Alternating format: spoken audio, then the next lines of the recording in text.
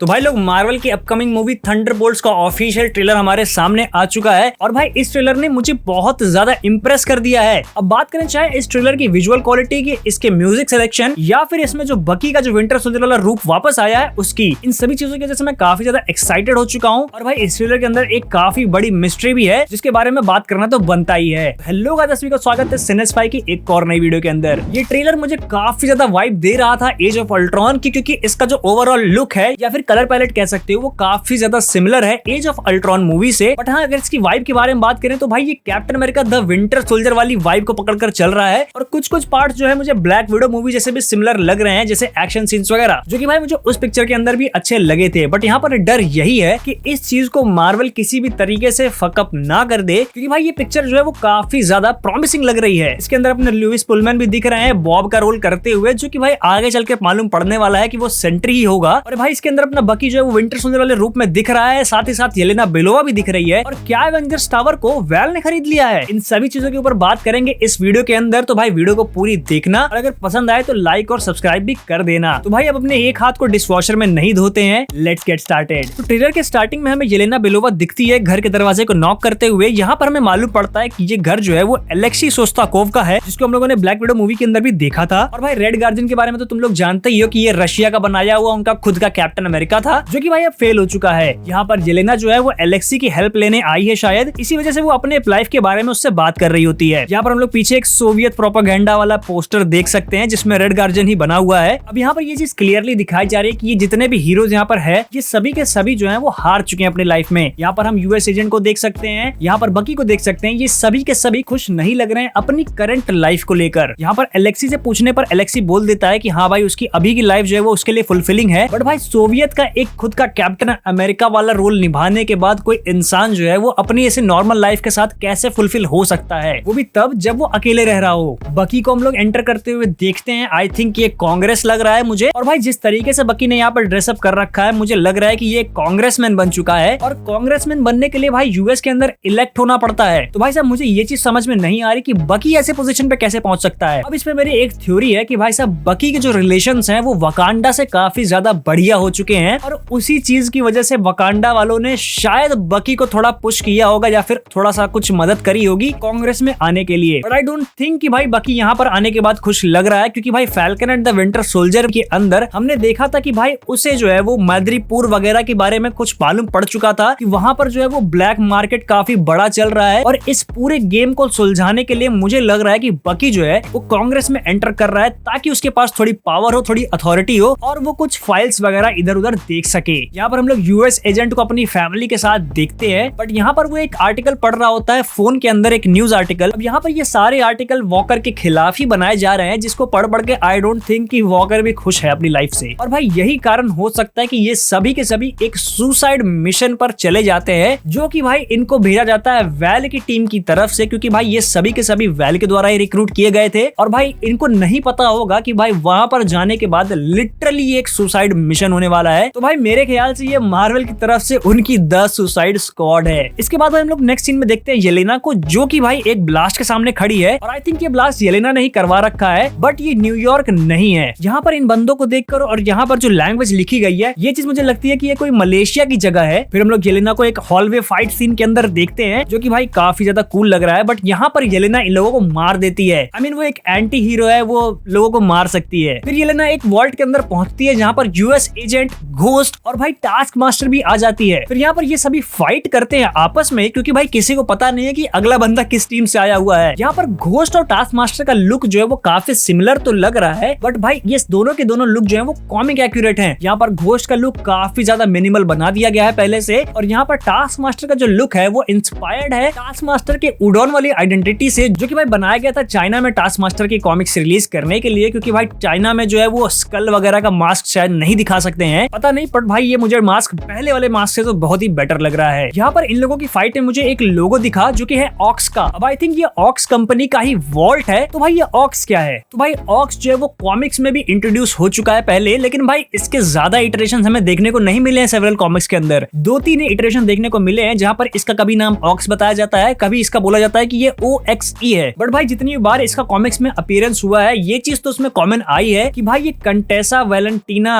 का ही बनाया हुआ ऑर्गेनाइजेशन है, इसका इतना बड़ा नाम है कि मैं नाम भी पूरा नहीं ले पाता हूँ। और भाई ऑक्स के बारे में बहुत ज्यादा तो कॉमिक्स में नहीं बताया गया है, बट ये चीज बताई गई है कि भाई वैलेंटीना के जितने भी काले धंधे होते हैं ना, जितने भी काली चीजें मतलब वो करती है, वो इन ऑक्स ग्रुप के तहत ही होता है, क्योंकि भाई ये सबसे बड़ी होल्डिंग कंपनी है वर्ल्ड की। और भाई ये एक आउटर सर्कल नाम की एक ग्रुप है जिसकी हेल्प से जो है ये ऑक्स ग्रुप चलाती है वैलेंटीना, क्योंकि भाई आउटर सर्कल वाले इतना ज्यादा इन्फ्लुएंस रखते हैं पूरे वर्ल्ड पॉलिटिक्स के ऊपर कि भाई उनके पास बहुत सारा डेटा है। और भाई वैलेंटीना भी शायद उस चीज का पार्ट है। इसी वजह से वैलेंटीना की जो कंपनी है वो काफी ज्यादा खतरनाक साबित होती है पूरे मार्वल यूनिवर्स को लेकर। फिर हमें भाई साहब दिखता है अपना बॉब यानी कि बॉब रेनॉल्ड्स। और भाई ये कॉमिक्स के अंदर सेंट्री के नाम से जाना जाता है, जिसके ऊपर मैंने एक अलग से वीडियो बना रखी है उसके ओरिजिन के बारे में, तो तुम लोग जाकर वो भी जरूर चेकआउट कर लेना अगर और भी ज्यादा जानना चाहते हो उस कैरेक्टर के बारे में। तो भाई यहाँ पर ये कैरेक्टर दिखाया जाता है जो कि भाई एक लैब के कपड़े में दिख रहा है हमें, और भाई ये काफी डरा हुआ है। अब बॉब यानी कि सेंट्री जो है वो एक सुपरमैन लेवल का कैरेक्टर है, और भाई साहब उसकी पावर लिमिटलेस होने के वजह से वो कई बार बहुत ज्यादा ओवर पावर्ड भी हो जाता है, जो कि भाई एक ही कमजोरी के साथ आता है, और वो है उसकी मेंटल हेल्थ। अब भाई अपने मेंटल हेल्थ से जूझ रहा हुआ ये बंदा इस लैब में या फिर इस वॉल्ट में क्या कर रहा है। यहाँ पर ये सभी के सभी बंदे आपस में बात करते हैं, तो ये चीज मालूम पड़ती है कि इन सभी को अलग अलग भेजा गया था एक मिशन के ऊपर, जो कि यहाँ पर आकर कंबाइन होते हैं। और यहाँ पर बॉब जो है वो पहले से मौजूद रहता है। अब बॉब जो है वो इस वॉल्ट में क्यों है, ये चीज तो भाई क्लियरली हिंट कर रही है कि बॉब को जो है वो इसी लैब के अंदर बनाया गया है। अब यहाँ पर हमें इस वॉल्ट में कुछ फाइल्स दिखती हैं जहाँ पर लिखा हुआ है द वॉच टावर। अब द वॉच टावर जो है वो कॉमिक्स में एग्जिस्ट करता है, ये जो है वो हेडक्वार्टर्स होता है सेंट्री का कॉमिक्स के अंदर। भाई इस वॉच टावर के अंदर एक आर्टिफिशियल इंटेलिजेंस होती है जिसका नाम होता है क्लॉक, जो कि भाई एक वॉच रखती है पूरे दुनिया के कम्युनिकेशंस के ऊपर, जहां पर जब इमरजेंसी होती है कोई बहुत बड़ी, तब जो है वो सेंट्री को इन्फॉर्म करती है और सेंट्री जाता है दुनिया को बचाने के लिए। अब यहाँ पर ऐसा दिख रहा है कि ये जो बॉब है यानी कि सेंट्री, ये एक फेल्ड प्रोजेक्ट है, क्योंकि भाई इसके अंदर जो है वो आ चुकी है मेंटल हेल्थ इशू, जिसकी वजह से वो एक बहुत बड़े विलन में तब्दील हो सकता है। अब यहाँ पर सुपर हीरो मैन्युफैक्चर वाली बात आती है, जो कि भाई हम लोग देख चुके हैं द बॉयज सीरीज के अंदर, जिसमें एक कंपनी के अंडर जो है वो कुछ केमिकल वगैरह लैब टेस्टिंग होती थी, और फिर वहां से बनाया जाता था कंपाउंड वी, और उस कंपाउंड वी से बनते थे सुपर बेबीज। और यहाँ पर सेम वही चीज हो रही है, एक सुपर सोल्जर क्रिएट करने की कोशिश करी जा रही है, क्योंकि भाई तुम लोग यहाँ पर देख सकते हो कि इसकी ब्रांडिंग का भी ध्यान रखा जा रहा है। यहाँ पर इसके लोगो के डिजाइन बने हुए हैं, यहाँ पर इवन इसकी हेयर स्टाइल तक बनी हुई है। तो भाई क्लियरली ये एक सुपर हीरो मैन्युफैक्चर वाला मामला दिख रहा है। अब वेल इन सभी को यहाँ पर भेज देती है इस वॉल्ट के अंदर, और ये वॉल्ट बंद हो जाता है, और 1 मिनट का जो है वो टाइमर चालू हो जाता है। अब भाई ये 1 मिनट के अंदर यहाँ पर इस वॉल्ट से कैसे निकलेंगे, ये चीज देखने में काफी ज्यादा कूल होने वाला है। तो फिर बात करें भाई एक नेक्स्ट शॉट की, जो कि काफी ज्यादा इंटरेस्टिंग है, जो कि भाई हम लोग एक पार्टी देख सकते हैं, जो कि एक सेलिब्रेशन सॉर्ट ऑफ थिंग है। यहाँ पर पीछे लिखा हुआ है honouring heroes battle of New York, जहाँ पर अपने न्यूयॉर्क बैटल के जो है हीरोज की पिक्चर भी लगी हुई है, और यहाँ पर हमें बीच में दिखता है लोकी का सेप्टर, और यहाँ पर बाकी जो ग्लासेस लगे हुए हैं इन सब के अंदर भी मुझे लगता है कि भाई न्यूयॉर्क बैटल के जो है वो कुछ मेमोरियल्स वगैरह रखे होंगे, और यहाँ पर बीच में आई थिंक लेवियाथन का दांत है। तो भाई साहब शायद ये पार्टी जो है वो वैलेंटीना ने थ्रो करी है। यहाँ पर हमें बकी भी दिखता है, और यहाँ पर वैलेंटीना अपने कॉमिक एक्यूरेट लुक में हमें देखने को मिलती है विथ व्हाइट हेयर। साथ ही साथ हमें जेराल्डीन विश्वनाथन भी यहाँ पर दिखती है, जो कि रोल प्ले कर रही है मेल यानी कि सॉन्ग बर्ड का। अब ये चीज काफी इंटरेस्टिंग है, क्योंकि सॉन्ग बर्ड जो है वो ओरिजिनल मेंबर थी थंडरबोल्ट्स टीम की, और भाई सॉन्ग बर्ड की जो सोल पावर है ना वो यही है कि वो सुपर सोनिक स्क्रीम्स निकाल सकती है, जिसकी वजह से अगले बंदे को वो अनकॉन्शियस कर सकती है, उसे डिसोरिएंट या फिर हेलुसिनेट करवा सकती है। तो भाई मुझे ऐसा लगता है कि मेल यानी कि सॉन्ग बर्ड जो है वो इस मूवी के अंदर सेंट्री के अगेंस्ट काम आने वाली है। यहाँ पर मेल जो है वो वैलेंटीना के साथ काम करती हुई दिखाई जा रही है, बट आई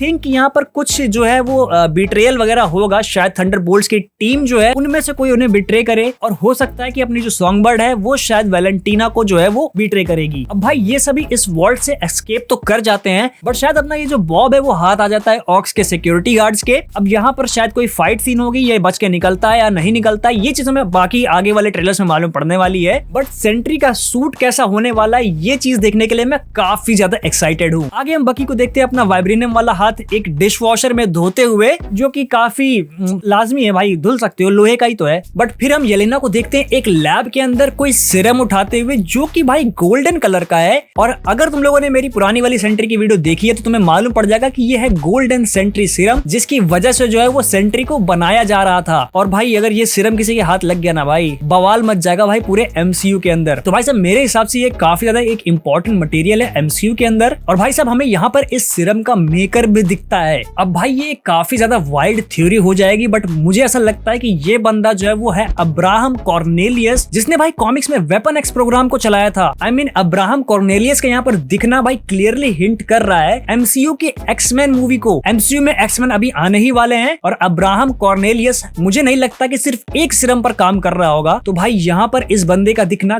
काफी बड़ा एक हिंट है आने वाले एमसीयू के लिए। और फिर हम बकी को देखते हैं इन सभी मेंबर्स का पीछा करते हुए, और फिर हमें ये चीज दिखाई जाती है कि वैलेंटीना के सामने ये सभी बंदे एक बिल्डिंग के अंदर जा रहे हैं। लेकिन अगर तुम लोग यहाँ पर ध्यान से देखते हो, यहाँ पर पीछे जो बार है वो एग्जैक्टली वही बार है जो कि भाई हम लोगों ने न्यूयॉर्क वाले बैटल के अंदर टोनी स्टार्क और लोकी की बातचीत के बीच में देखा था। तो भाई ये क्लियरली एवेंजर्स टावर है, जिसको भाई मुझे ऐसा लगता है कि वैलेंटीना ने खरीद लिया है, जो कि भाई काफी ज्यादा खतरनाक बना देता है वैलेंटीना को, क्योंकि भाई उसके हाथ में काफी बड़ी टेक्नोलॉजीज और पावर्स हैं। अब ये सभी मुझे ऐसा लगता है कि जान चुके हैं वैलेंटीना की असलियत और उसी को मारने यहाँ पर आए हैं। बट यहाँ पर ये कामयाब होंगे या फिर नहीं होंगे ये देखना काफी इंटरेस्टिंग होगा। बट इसके बाद हमें दिखाया जाता है बकी का एक शॉट, जो कि भाई बकी अपनी वही गन लेकर उसी तरीके से गाड़ी को उड़ाता है जैसा कि उसने captain America the winter soldier में किया था। अब इस ट्रेलर का एक्शन वगैरह तो काफी ज्यादा प्रॉमिसिंग लग रहा है, साथ ही साथ इसका बैकग्राउंड म्यूजिक, इसकी कलर ग्रेडिंग, इसकी विजुअल क्वालिटी या फ्रेमिंग कह लो,